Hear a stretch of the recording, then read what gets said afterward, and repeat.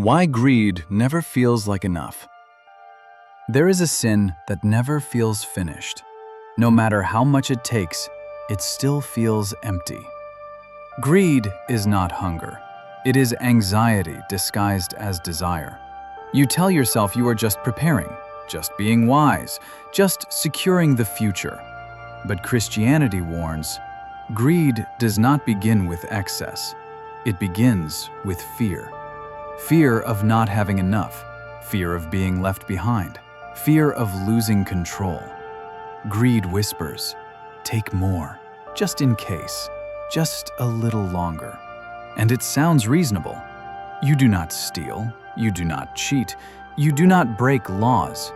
You simply never feel safe with what you already have.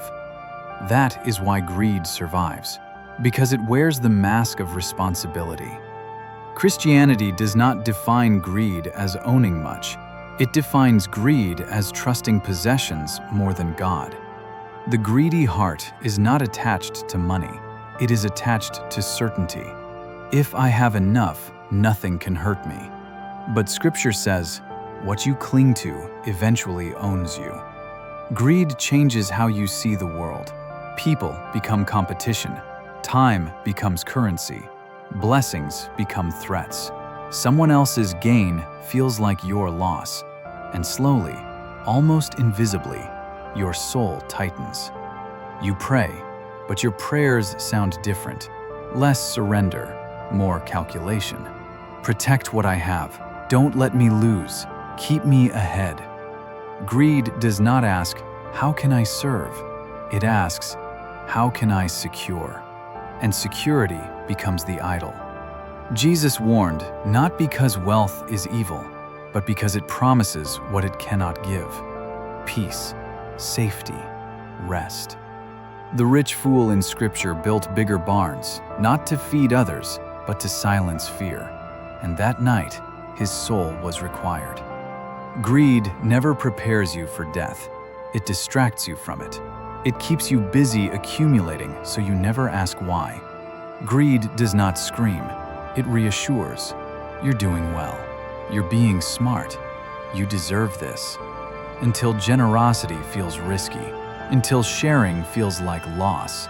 Until faith feels expensive. And something breaks. Not outwardly, inwardly. Because a greedy heart cannot rest.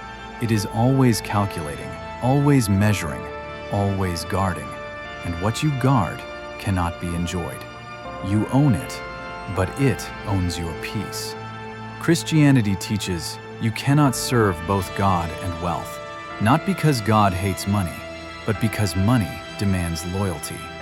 Greed slowly trains the soul to rely on what can vanish, and when it does, fear replaces faith, control replaces trust, and the heart collapses inward. This is why greed is dangerous, not because it takes too much, but because it teaches you to trust the wrong thing. And a soul that trusts wealth will always feel poor. So let me ask you, what are you holding so tightly that you cannot open your hands? What are you protecting that God never asked you to carry?